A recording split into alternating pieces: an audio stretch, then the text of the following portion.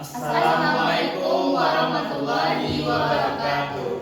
Perkenalkan, nama saya Pak Tripadi dengan nomor NIM 22017006 dengan nomor absen nomor 4 dan student saya yang saya. Baik, nama saya Kansa Nabila Bilqis Mofnel, NIM 2201072019, nomor absen 13 dengan rekan saya. Nama saya Nadia Dwi Putriyani dengan NIM 2201072024 dengan nomor absen 16 dan dengan rekan saya. Kenalkan, nama saya Rima Ramadhani dengan nomor NIM 2201072033 dan nomor urut absen 18. Baiklah, saya kembalikan kepada Bapak.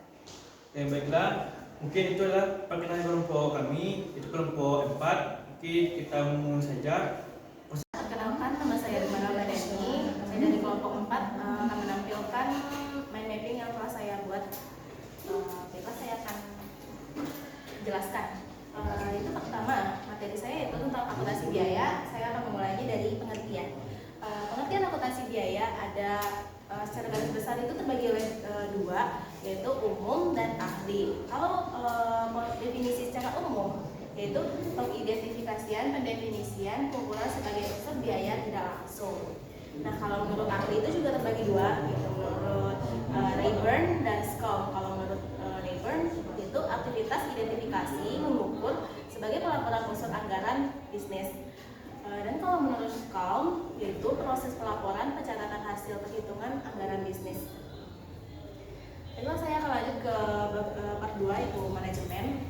Saya akan memulainya dari dari definisi. Definisi manajemen itu sudah terbagi dua, yaitu menurut umum dan menurut para ahli. Kalau menurut umum, definisi manajemen adalah ilmu mengatur, mengajak orang lain bekerja sama untuk mencapai tujuan bersama. Nah, kalau secara ahli, manajemen itu adalah berdasarkan George and Terry, yaitu manajemen adalah suatu proses yang berbeda, terdiri dari perencanaan, penyusunan, pengarahan, dan pengendalian. Manajemen berdasarkan fungsi juga terbagi ada 5. Sebenarnya ada 4, tapi untuk melengkapinya ditambah 1, yaitu planning, organizing, actuating, controlling, dan leading. Nah, kalau planning itu memiliki fungsi yaitu memudahkan pengawasan, lebih terorganisir, menjadi pedoman, memusatkan perhatian kepada sasaran, lebih efisien dan tepat. Nah, kalau organizing berdasarkan unsurnya ada 3, yaitu sekelompok orang, kegiatan yang kedua kegiatan yang diarahkan sudah mencapai tujuan, yang ketiga melakukan kegiatan yang sudah ditetapkan. Nah, kalau berdasarkan fungsi, organizing itu memiliki fungsi 3, yaitu pembagian tugasnya jelas, yang kedua punya manajer puncak untuk koordinasi, yang ketiga pendelegasian dan manajemen puncak ke manajemen pelaksana itu jelas. Nah, kalau manfaat organizing itu juga ada 3, yaitu pembagian tugas sesuai dengan kondisi perusahaan, yang kedua menciptakan spesialisasi saat bertugas, yang ketiga anggota tahu apa yang harus dikerjakan. Nah, kalau actuating itu adalah pelaksanaan atau pengarahan gitu. Ada terbagi 2 juga, yaitu staffing dan motivating. Yang keempat controlling. Controlling itu juga terbagi atas 3. Controlling itu adalah pengawasan, pengendalian agar apa yang telah dikerjakan itu telah mencapai telah bertanggung jawab. Nah, jadi controlling itu terbagi 3. Tujuan controlling itu ada 3, yaitu perkembangan pekerjaan, pengukuran hasil pekerjaan, dan melakukan tindakan koreksi dan perbaikan terhadap kesalahan. Itu adalah fungsi dari controlling, bukan tujuan. Yang kelima leading. Leading juga memiliki leading itu sendiri adalah kepemimpinan. Nah, jadi tugas dari kepemimpinan itu adalah mengambil keputusan, lalu melakukan komunikasi dan menentukan SDA, lalu pengembangan SDM melalui penilaian terhadap hasil kinerja yang telah diberikan. Baiklah, lalu saya akan melanjutkannya kepada bagian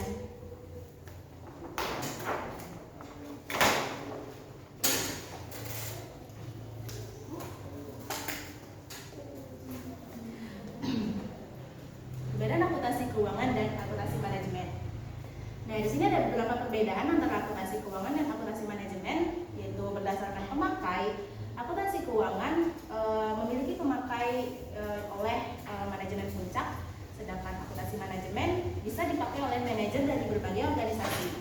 Nah, lingkup informasi. Kalau berdasarkan lingkup informasi, akuntansi keuangan itu secara keseluruhan perusahaan. Nah, sedangkan akuntansi manajemen hanya bagian perusahaan saja. Lalu fokus informasi. Kalau akuntansi keuangan itu informasinya berorientasi pada masa lalu, sedangkan akuntansi manajemen orientasinya pada masa depan.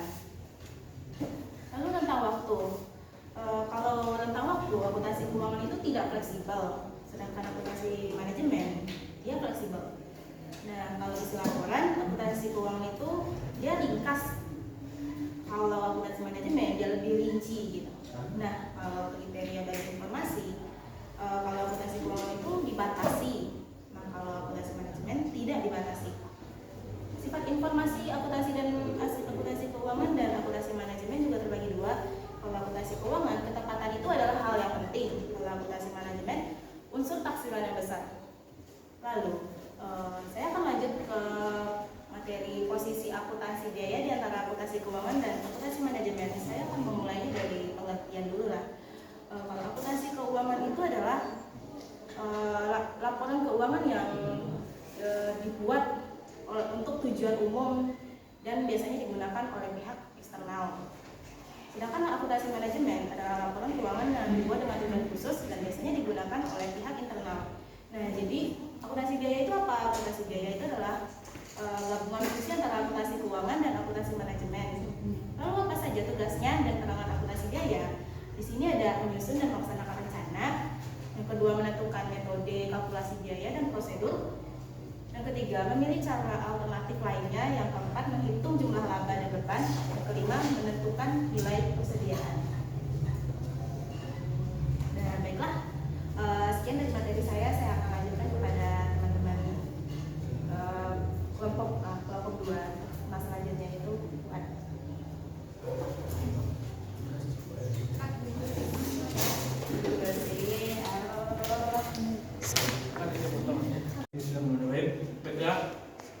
selanjutnya saya akan melanjutkan materi atau penjelasan dari rekan saya, itu 5. Oke, selanjutnya itulah tentang tugas dan peranan angkutan biaya. Yang mana itu pertama, membuat dan melaksanakan rencana serta anggaran untuk operasi dalam kondisi ini. Lalu yang kedua, menetapkan metode perhitungan biaya yang digunakan dalam perusahaan. Yang ketiga, menganalisis biaya produksi dan menentukan faktor-faktor yang mempengaruhi faktor produksi. Yang keempat, menentukan harga produksi atau layanan yang dihasilkan oleh perusahaan. Selanjutnya itu konsep biaya tradisional dan biaya kontemporer. Yang pertama, biaya tradisional. Yang mana pertama itu adalah mengasumsikan bahwa semua biaya yang diklasifikasikan menjadi tetap atau variabel. Lalu yang kedua, menekankan pada pengalokasian biaya ke produk atau layanan. Yang ketiga, fokus pada pengendalian biaya dan pengurangan biaya. Sedangkan bagaimanakah yang biaya kontemporer? Nah, biaya kontemporer itu adalah perbedaannya itu. Yang pertama tuh, kalau biaya kontemporer itu dia mengasumsikan bahwa biaya itu dapat diklasifikasikan menjadi beberapa bagian. Misalnya biaya langsung, biaya nggak langsung, biaya variabel atau biaya variabel. Yang kedua, menekankan pada penelusuran biaya ke aktivitas bisnis yang spesifik. Lalu yang ketiga, fokus pada pengelolaan aktivitas bisnis dan meningkatkan efisiensi biaya operasional. Selanjutnya itu adalah materi terakhir, yaitu otomasi dan konsep manajemen biaya. Otomasi itu apakah? Otomasi itu adalah dapat membantu kita dalam mengidentifikasikan biaya aktivitas bisnis, meningkatkan efisiensi operasional, menyempurnakan kinerja di masa depan, dan mengendalikan biaya perusahaan. Oke, yang kedua itu konsep manajemen biaya. Nah, konsep manajemen biaya itu menurut lansir dari buku Retiro Yadi, yang mana dikatakan itu ada 3 konsep utama untuk manajemen biaya. Pertama itu adalah konsep nilai tambah. Yang kedua itu adalah konsep aktivitas atau konsep akuntansi aktivitas. Lalu yang ketiga adalah konsep biaya target. Nah, oke baik, mungkin sekian dari seputaran konsep biaya dan akuntansi biaya. Oke baik, mungkin dari penjelasan dari kelompok 4 mungkin telah berakhir. Untuk oke baik, kita ke Saya melanjutkan materi dari tadi saya, yaitu konsep biaya, klasifikasi biaya, laporan keuangan perusahaan manufaktur. Yang pertama itu pengertian konsep biaya dan konsep biaya. Saya akan memulai dari konsep biaya. Konsep biaya mengacu pada semua pengorbanan atau pengeluaran sumber daya seperti uang, waktu, atau sumber daya lainnya yang dikeluarkan untuk memproduksi barang atau layanan. Biaya dapat terdiri dari berbagai elemen termasuk bahan baku, tenaga kerja, overhead, dan lain-lain. Lanjut, pengertian konsep biaya. Konsep biaya adalah hal, produk, layanan, atau aktivitas yang menjadi fokus perhitungan atau alokasi biaya dalam konteks akuntansi atau manajemen, digunakan untuk mengidentifikasi bagaimana biaya-biaya tertentu terkait dengan berbagai aspek operasional perusahaan. Lanjut, biaya. Berdasarkan ada 4. Yang pertama berdasarkan kemudahan penyusuran, itu biaya langsung atau biaya kos. Biaya langsung itu merupakan biaya yang terjadi atau penyebabnya adalah karena ada sesuatu yang harus dibayar, biaya bahan baku, biaya tidak langsung, atau indirect cost, biaya yang terjadi dan disebabkan oleh yang harus dibayar. Biaya tidak langsung dikenal dengan biaya operasional. Lanjut, berdasarkan fungsi utama, yang pertama biaya produksi, yaitu biaya yang berhubungan dengan kegiatan pengolahan bahan baku menjadi produk jadi. Yang kedua, biaya pemasaran, biaya yang terjadi untuk melaksanakan kegiatan pemasaran produk. Yang ketiga, biaya administrasi dan umum, yaitu biaya-biaya untuk mengkoordinasikan kegiatan produksi dan pemasaran spesifik. Selanjutnya berdasarkan perilaku biaya. Yang pertama, biaya tetap. Jumlah biaya tetap atau konsisten tidak dipengaruhi perubahan volume kegiatan. Contohnya gaji direktur. Yang kedua, biaya variabel. Biaya yang jumlah totalnya berubah secara sebanding dengan perubahan volume kegiatan. Contohnya biaya bahan baku atau gaji atau biaya tenaga kerja. Yang ketiga, biaya variabel, yaitu biaya yang totalnya berubah tidak sebanding dengan perubahan volume kegiatan. Contohnya biaya listrik. Selanjutnya berdasarkan jangka waktu manfaatnya. Yang pertama, pengeluaran modal, yaitu pengeluaran yang akan memberikan manfaat atau benefit pada periode akuntansi sekarang atau masa yang akan datang. Yang kedua, pengeluaran pendapatan, pengeluaran yang akan memberikan manfaat hanya pada periode akuntansi di mana pengeluaran terjadi. Selanjutnya itu perbedaan akuntansi biaya, perusahaan jasa, dagang, dan perusahaan manufaktur. Baik, saya akan mulai dari perusahaan jasa. Perusahaan jasa itu merupakan perusahaan yang tidak memproduksi dan menghasilkan atau suatu tidak menghasilkan barang atau suatu produk. Perusahaan dagang merupakan perusahaan yang menjual produk atau barang kesediaan konsumen. Perusahaan ini tidak memproduksi sendiri barangnya, melainkan mengambil atau membeli barang tersediaan dari supplier dalam bentuk bahan yang sudah jadi. Yang ketiga itu perusahaan manufaktur. Perusahaan manufaktur itu merupakan perusahaan yang memproduksi bahan baku mentah dan mengubahnya menjadi setengah jadi produk jadi atau kemudian dijual kepada konsumennya. Selanjutnya materi saya akuntansi arus biaya. Seperti ini arus produk. Ini arus biaya perusahaan manufaktur. Dan ini arus biaya produksi laporan keuangan. Ya, ada juga laporan KPP dan laporan laba. Sekian. Saya akan melanjutkan kepada rekan saya yaitu Nadia.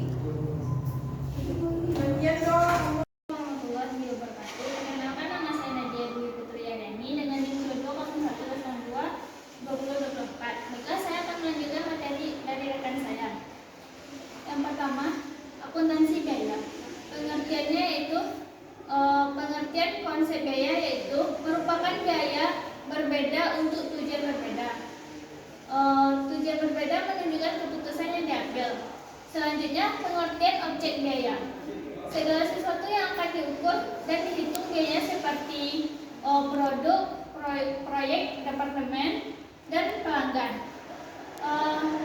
Selanjutnya yaitu alternatif pencatatan biaya produksi. Ada dua, yaitu alternatif barang dalam proses dicetak sebagai aset. Yang kedua, alternatif barang dalam proses dicetak sebagai beban. Selanjutnya, perbedaan sistem fisikal dan perpektual. Yang pertama, sistem fisikal. Yang pertama, pembelian bahan kredit dicetak di debit pembelian bahan baku. Yang kedua, pemakaian bahan untuk produksi dicetak di jurnal. Yang ketiga, barang yang telah selesai diproduksi tidak ada di jurnal. Selanjutnya, perpektual. Yang pertama, pembelian bahan kredit dicatat di debit sebagai persediaan. Yang kedua, pemakaian bahan untuk produksi dicatat di debit barang dalam proses dibuat satu jurnal lagi dengan mendebit BOP jika dipakai persediaan bahan penolong. Yang ketiga, barang yang telah selesai diproduksi di jurnal dengan mendebit persediaan barang jadi dan kredit barang dalam proses. Selanjutnya yaitu perbedaan akuntansi biaya. Perbedaannya yang pertama, perusahaan jasa. Perusahaan jasa yaitu tidak mempunyai persediaan barang. Yang kedua, perusahaan dagang. Perusahaan dagang yaitu mempunyai persediaan barang dagang untuk dijual ke konsumen. Yang ketiga, perusahaan manufaktur. Perusahaan manufaktur yang memproduksi bahan baku mentah menjadi bahan setengah jadi. Selanjutnya, penggolongan biaya. Yang pertama, biaya tetap. Biaya tetap adalah biaya yang totalnya tetap tanpa dipengaruhi oleh perubahan output driver aktivitas dalam batas relevan tertentu. Sedangkan biaya per unit berbanding terbalik dengan perubahan output driver aktivitas. Yang kedua, biaya variabel. Biaya variabel yaitu biaya yang totalnya berubah secara proporsional terhadap perubahan output driver aktivitas. Sedangkan biaya per unitnya tetap dalam batas relevan tertentu. Yang ketiga, biaya semi variabel. Biaya semi variabel yaitu biaya yang totalnya berubah secara tidak proporsional seiring dengan perubahan output driver aktivitas dan biaya per unitnya. Biaya per unitnya berubah berbanding terbalik dengan perubahan output driver aktivitas. Selanjutnya yaitu arus biaya. Arus biaya ada dua. Yang pertama, bahan baku. Bahan baku terbagi dua, yaitu bahan baku tidak langsung dan bahan baku langsung. Selanjutnya, tenaga kerja. Tenaga kerja itu ada tenaga kerja yang tidak langsung, ada tenaga kerja secara langsung. Selanjutnya, ada laporan laba rugi perusahaan manufaktur. Contohnya yaitu di PT Tanjung Maju. Laporan laba ruginya pada tahun 2021 bulan Desember tanggal 21. Yang pertama, penjualan bersih. Penjualan bersih itu ada penjualan, rektur penjualan, dan potongan penjualan. Selanjutnya, penjualan bersih. Yang kedua, harga pokok penjualan. Yang pertama, persediaan barang jadi atau barang awal. Selanjutnya, harga pokok produksi barang tersedia untuk dijual, persediaan barang jadi atau barang akhir, harga pokok penjualan, dan laba kotor. Selanjutnya, biaya operasional. Yang pertama, biaya penjualan. Biaya penjualan itu ada biaya gaji, biaya komisi, biaya iklan, dan biaya pengangkutan, serta total biaya penjualan. Yang kedua, biaya transaksi umum. Yang pertama, biaya perlengkapan kantor. Yang kedua, biaya asuransi bagian admin dan umum. Yang ketiga, biaya listrik, telepon, air. Selanjutnya, biaya penyusutan bangunan. Total biaya ADM dan umum. Selanjutnya, total biaya operasional laba bersih usaha. Selanjutnya ada laporan harga pokok produksi perusahaan manufaktur. Contohnya di PT Tanjung Maju tanggal 21 Desember 2021. Yang pertama ada persediaan barang dalam proses atau BDP awal. Selanjutnya bahan baku. Selanjutnya persediaan bahan baku awal, persediaan bahan baku, ongkos angkut, retur pembelian, total pembelian bahan baku, persediaan bahan baku yang tersedia di produksi. Selanjutnya persediaan bahan baku akhir, total biaya bahan baku, biaya tenaga kerja langsung, biaya overhead pabrik atau BOP, upah tidak langsung, biaya perbaikan dan pemeliharaan. Selanjutnya biaya penyusutan bangunan pabrik dan biaya penyusutan mesin serta biaya listrik, air pabrik dan biaya lain-lainnya. Selanjutnya ada total biaya overhead pabrik, total biaya produksi tahun ini dan total biaya BDP persediaan barang dalam proses akhir. Selanjutnya ada harga pokok produksi. Sekian, terima kasih. Baiklah, mungkin berakhirnya penjelasan dari kelompok 4 yaitu tentang maksud biaya dan akuntansi biaya. Mungkin kalau ada kesalahan kata atau salah penyampaian kami mohon maaf.